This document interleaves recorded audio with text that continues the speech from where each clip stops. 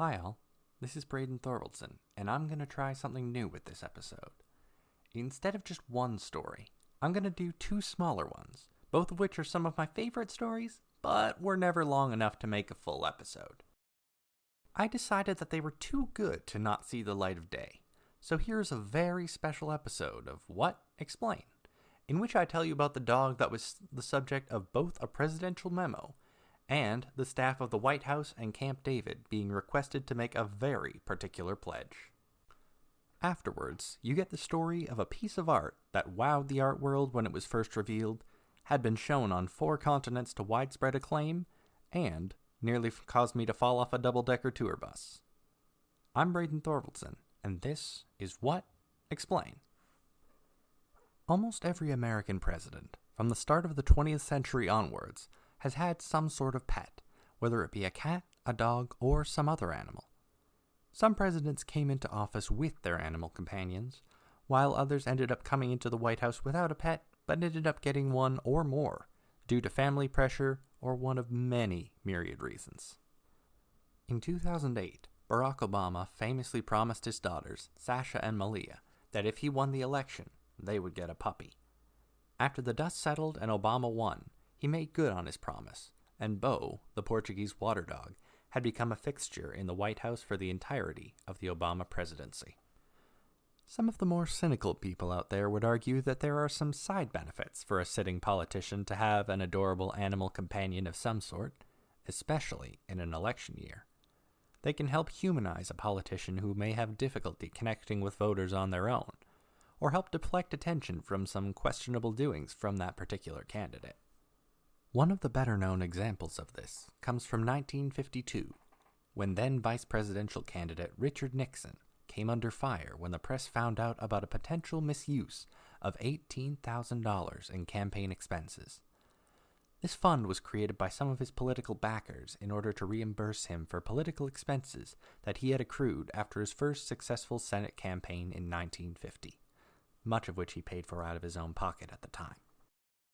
While this was not technically illegal at the time, it certainly didn't look good that Nixon, who was running on an anti-corruption stance at the time, was in fact receiving gifts and money from wealthy Americans in exchange for him being in office.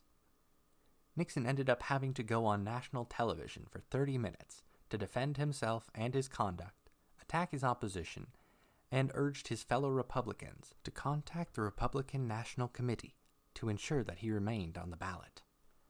During this speech, he mentioned that while he may have taken some gifts that he should not have, there was one gift that he would not return, no matter the outcome: a black and white Cocker Spaniel puppy that his children had named Checkers.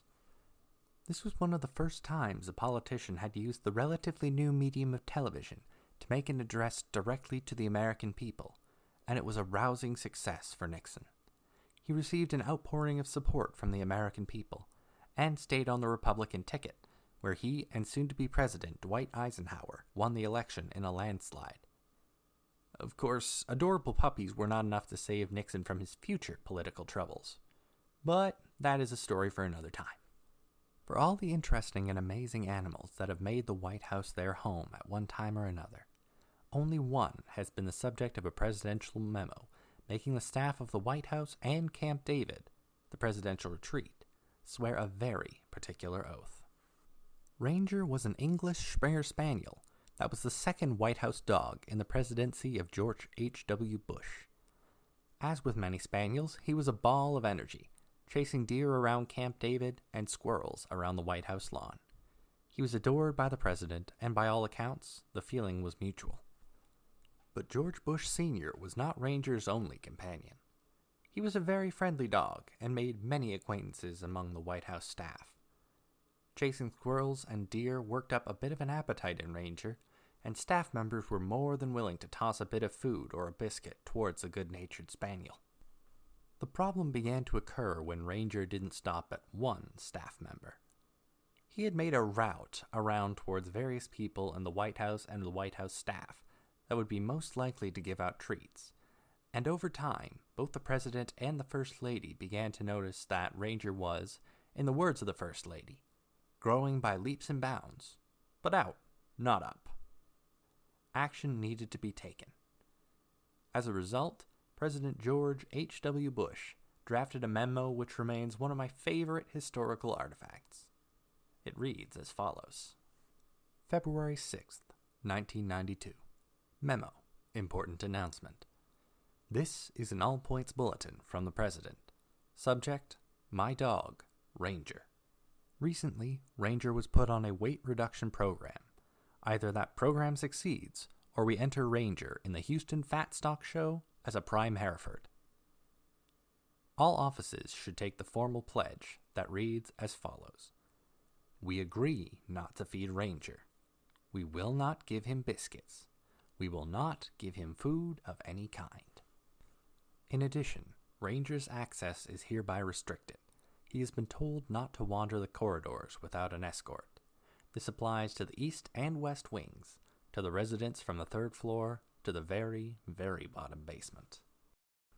Although Ranger will still be permitted to roam at Camp David, the Camp David staff, including the Marines, naval personnel, all civilians, and kids, are specifically instructed to rat on anyone seen feeding Ranger. Ranger has been asked to wear a Do Not Feed Me badge in addition to his ID. I will, of course, report on Ranger's fight against obesity. Right now, he looks like a blimp. A nice, friendly, appealing blimp, but a blimp. We need your help. All hands, please help. From the President, George H.W. Bush. My favorite part of that document can be boiled down to, Ranger was asked to wear a Do Not Feed Me badge. He was asked. Well, I have no information upon whether or not this concerted effort was fought by Ranger, but after the Bush presidency, he still accompanied the president on early morning walks throughout Houston. So I assume that all was forgiven in time. Now, on to story number 2. The definition of what the purpose of art should be varies with the practitioner, but one thing that many can agree on is that it should make you feel something, or at least elicit a reaction. Whether it be a drawing, a painting, a production of a play, there should be something evoked within the audience. It could be a specific message that the creator wanted to pass along, to look more deeply into social issues, at the environment surrounding them, or just to think about something differently, or even to simply be entertained. I have been fortunate enough to see and experience many works of art in my lifetime. Plays, performances, or even just wandering through a gallery. But the single most visceral reaction I had was to a work of art called Memo, located outside the National Art Gallery in Ottawa. Memo is one of a series of sculptures created by the artist Louise Bourgeois. It is made of bronze, stainless steel, and 32 ovular marble objects. 5 identical versions of it were cast in bronze, while the original was cast in steel. They have permanent locations on 4 different continents, in such varied places from Qatar to Arkansas.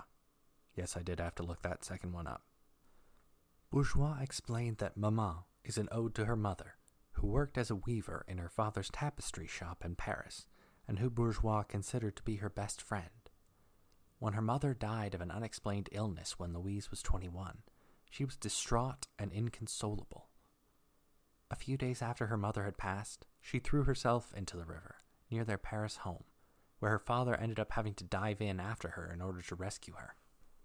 Her mother's passing changed Louise in more ways than one, as she soon after changed her course of study from mathematics at the Sorbonne and began studying art instead.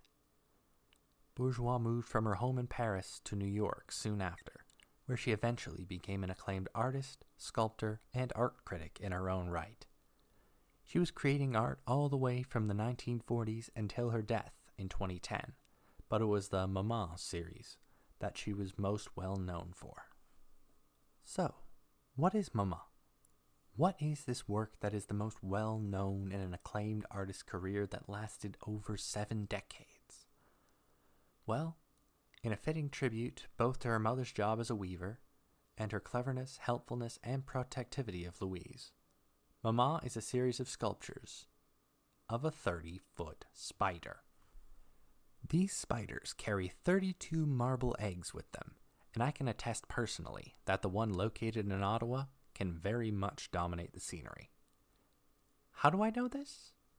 Well, suffice it to say that if you look out one side of a double-decker bus tour and see an enormous bronze spider where you don't expect to see an enormous bronze spider, there is a visceral reaction.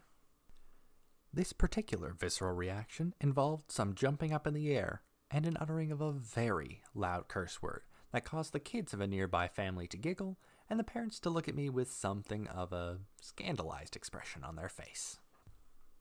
Perhaps someday I'll actually make it past the guardian spider into the actual gallery. But for now at least, I think I'll stick with the virtual tour. Thank you all for joining me for this most unusual episode of What? Explain.